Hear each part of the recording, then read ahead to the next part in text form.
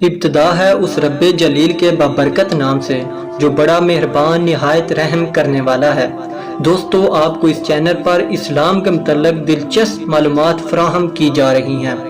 Video شروع کرنے سے پہلے آپ سے گزارش ہے کہ اگر آپ نے چینل سبسکرائب نہیں کیا تو پہلے چینل سبسکرائب کریں اور بیل آئیکن کا بٹن لازمی پریس کریں تاکہ ہر نئی آنے والی ویڈیو کا نوٹیفیکیشن آپ کو ٹائم پر مل سکے۔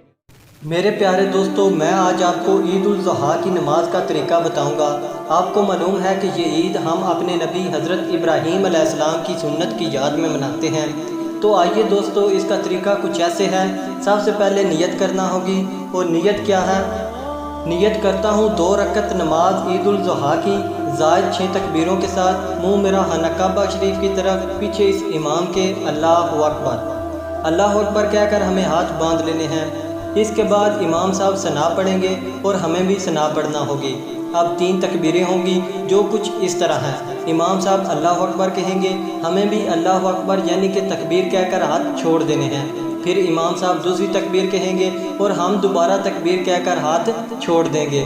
تیسری تکبیر جب امام صاحب کہیں گے تو ہمیں تکبیر کہہ کر ہاتھ باندھ لینے ہیں۔ تیسری تکبیر میں ہمیں ہاتھ باندھ لینے ہیں۔ اس کے بعد امام صاحب سورہ فاتحہ اور ساتھ کوئی دوسری صورت ملا کر اس کی تلاوت کریں گے۔ اس کے بعد رکوع اور سجود ہوگا اور پھر ہمیں قیام کرنا ہوگا دوسری رکعت کے لیے۔